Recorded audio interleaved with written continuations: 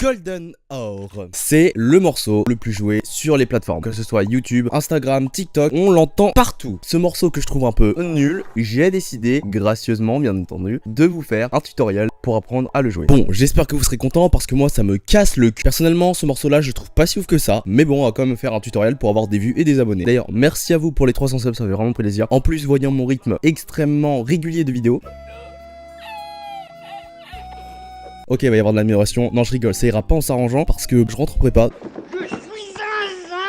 Vous attendez pas à avoir des vidéos toutes les semaines. Ce sera peut-être une ou deux par mois, grand max, hein, si j'ai le temps. Bref, venons-en au sujet. À travers cette pièce, on étudiera divers problèmes et divers thèmes que vous pourriez rencontrer, que ce morceau va traiter. On étudiera ensemble ce morceau pour que vous puissiez le reproduire de façon la plus simple possible, puisque c'est un peu mon boulot en fait finalement. Si je dois donner des exemples, ça vous fera travailler votre synchronisation des mains, votre dextérité ainsi que votre vitesse, tout en améliorant votre technique. Vous deviendrez un vrai professionnel. Non, je déconne, mais en tout cas, vous gagnerez un niveau, c'est certain, alors restez jusqu'au bout. N'hésite pas à t'abonner pour ne pas rater les prochaines vidéos qui vont sortir, c'est gagnant-gagnant pour toi, comme pour moi. Ce sera donc un tutoriel qui va se dérouler progressivement, pour que vous compreniez que vous ne soyez pas largué, parce que c'est pas du tout mon but. Vous êtes un menteur!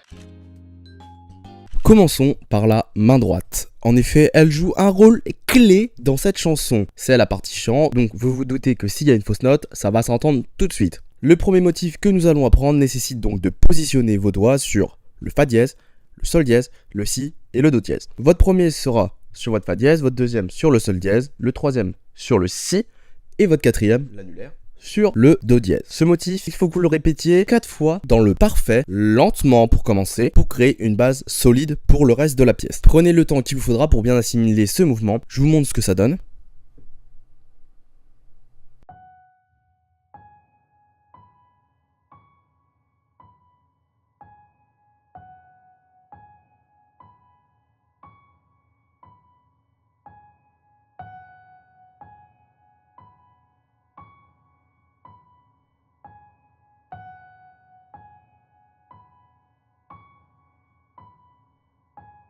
Pour commencer, il faut que vous le jouiez à ma vitesse, c'est-à-dire très lentement. Lorsque vous le maîtrisez 4 fois dans le parfait de façon lente, vous pouvez commencer à l'accélérer. Cependant, je tiens à vous demander d'utiliser le métronome. Je vais sortir une vidéo sur comment utiliser bien le métronome parce que c'est selon moi un instrument ou un outil indispensable pour la progression en musique. Je peux comprendre que ce soit chiant pour les débutants, mais moi, il m'a beaucoup servi. Quand j'étais petit, je n'utilisais jamais le métronome. J'aimais pas ça. Cependant, quand j'ai découvert les bienfaits du métronome, alors là, je vous jure que je ne pouvais plus en passer. En ce moment, j'utilise le métronome à chacun de mes entraînements, si ce n'est je ne fais que du métronome. Et certaines fois, c'est mauvais de faire trop de métronome, mais on n'en parlera pas. Mais lorsque vous commencez à vraiment taper dans du lourd au piano, que ce soit les études de Chopin, que ce soit les études de Scriabine, les ballades, etc., les sonates, il vous faut utiliser, et même avant, utiliser le métronome. Le métronome, c'est vraiment indispensable et ça va vous faire progresser, mais extrêmement rapidement. Ce simple outil, le métronome qui coûte, je sais pas, 20 € sur ces discounts, qui peut vous faire prendre 15 niveaux d'un coup si vous l'utilisez au piano. Vraiment, cela va vous rendre votre progression bien plus rapide et plus efficace, croyez-moi.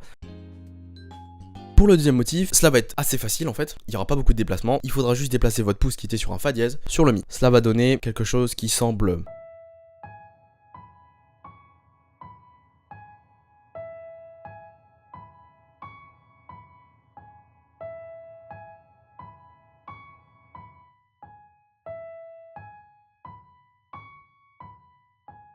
Ce déplacement, il est vraiment minuscule, mais il change subtilement la couleur harmonique de la musique. Il faut que vous jouiez également 4 fois ce motif en vous assurant de maintenir un rythme fluide. Et je tiens à mettre un accent encore une fois sur le mot lentement pour que votre cerveau puisse imprimer ce que vous jouez au piano.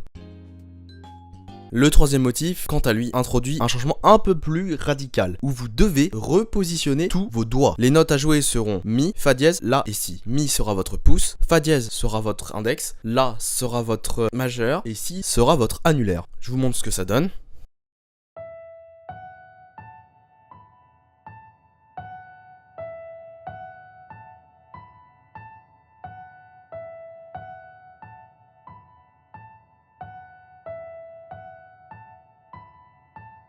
Ce motif, toujours et encore, à jouer 4 fois, en vous assurant de maintenir un rythme fluide, lentement. Bon, vous connaissez la chanson, c'est la même chose, toujours en utilisant le métronome, parce que vous êtes des bons pianistes, et parce que vous savez comment travailler. J'ai oublié de le préciser un peu plus tôt dans la vidéo, mais la partition sera en lien dans la description, comme ça vous pourrez la télécharger et la lire. Oui, parce que si vous n'avez pas à lire les partitions, en fait, j'ai fait une vidéo sur comment lire la musique, donc n'hésitez pas à aller la voir directement, en fait. Fin de la deuxième parenthèse, oui, je m'étale un petit peu, c'est un peu bizarre.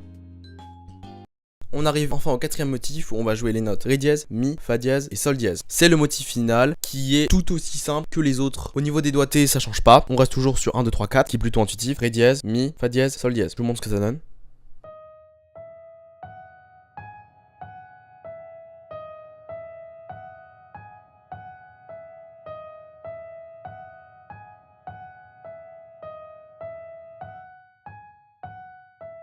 Donc ce dernier motif, il faut que vous le répétiez encore une fois, 4 fois à la suite. Bon, vous avez compris. Maintenant que je suppose que vous avez appris ces 4 motifs, il est essentiel que vous les revoyiez lentement et méthodiquement. Reprenez-les un par un en vous concentrant sur la précision et la fluidité de chaque mouvement. Si vous avez des difficultés en allant plus vite, je vous rappelle que le métronome est la meilleure solution et que vous allez l'utiliser parce que vous êtes des musiciens respectables, donc vous allez utiliser le métronome. Cette étape, elle est vraiment cruciale pour ancrer ces motifs dans votre mémoire musculaire avant d'aller plus loin.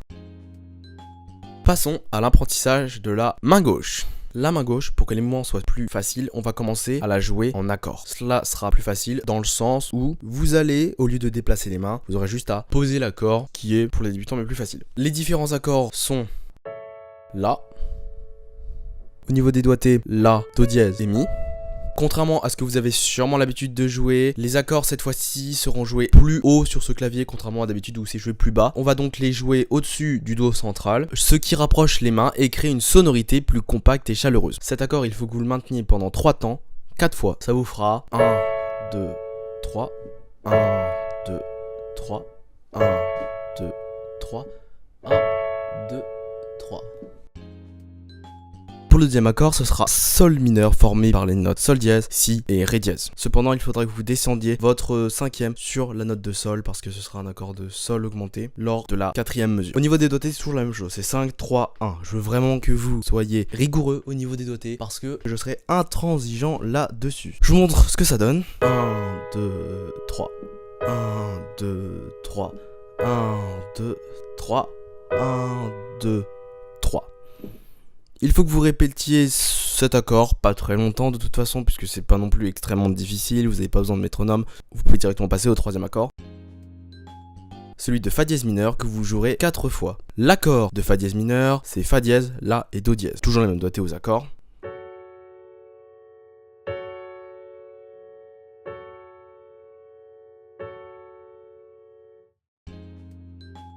Le dernier accord de cette partie, c'est un Mi majeur, constitué des notes Mi, Sol dièse et Si. Il faut que vous jouiez également 4 fois et que vous répétiez la transition fluide entre ces accords. L'accord de Mi, je vous montre ce que ça donne. 2, 3, 1, 2, 3, 1, 2, 3, 1, 2 et 3.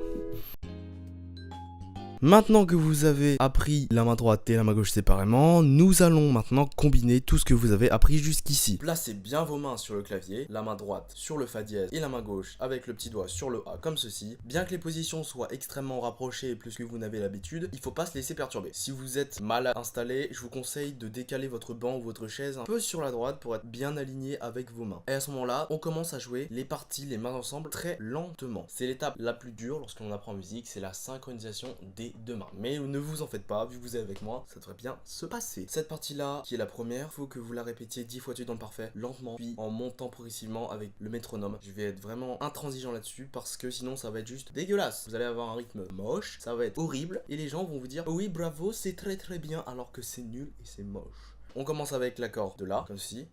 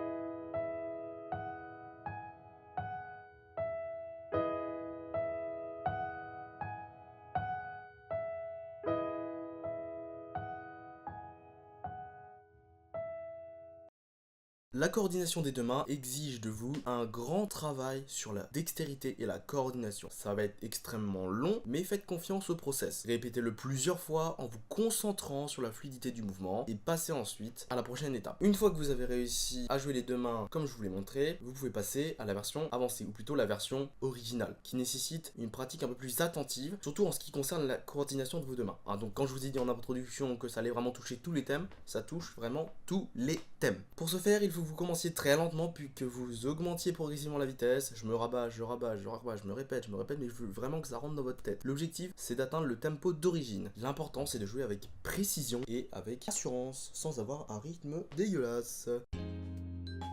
Si vous êtes vraiment déterminé à jouer la musique originale, ça ne change pas vraiment de ce qu'on a travaillé avant. Simplement, les accords, au lieu d'être plaqués, vont être simplement brisés. La main droite, ça reste la même. La main gauche, comme je vous l'ai dit, aura un petit changement au niveau de comment vous allez jouer vos accords. Au lieu de les plaquer,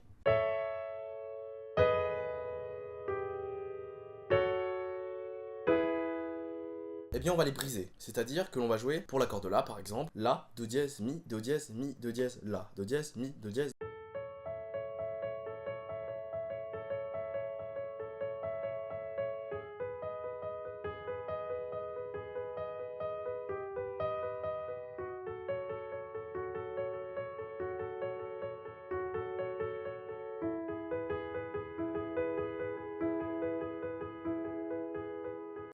L'important avec votre main gauche, puisque je suppose que pour la majorité d'entre vous c'est votre main faible, à part si vous êtes gaucher, mais bon ça veut rien dire. L'important ce sera vraiment d'être carré dans le tempo, de ne pas dépasser, de ne pas chier à côté. On va donc commencer très lentement.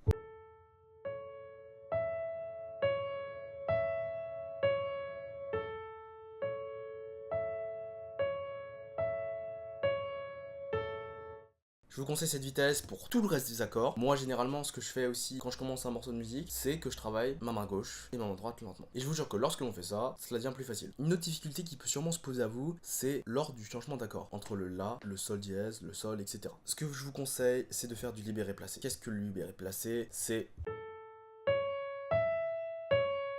Et je vais directement placer mon doigt.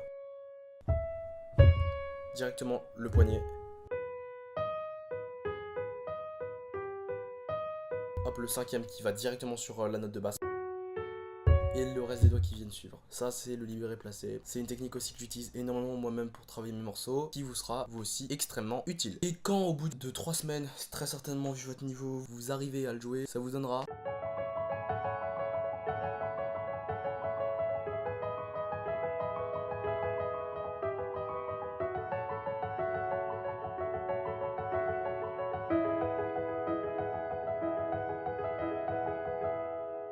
Je vous ai proposé ce tutoriel sur Golden Hour, même si j'en avais pas forcément envie parce que ce morceau me plaît pas vraiment. Vous avez maintenant toutes les clés pour maîtriser Golden Hour, j'espère que ce tutoriel vous aura été utile. En fait c'est sûr qu'il vous aura été utile puisque je vous ai appris comment jouer ce morceau. Donc n'hésitez pas à laisser un commentaire, à partager vos progrès ou à poser vos questions en commentaire, j'y répondrai. Et bien sûr pensez à vous abonner à ma chaîne pour ne manquer aucun autre tutoriel, même si je ne poste pas très souvent. Abonne-toi à cette chaîne, c'est gagnant-gagnant pour toi comme pour moi.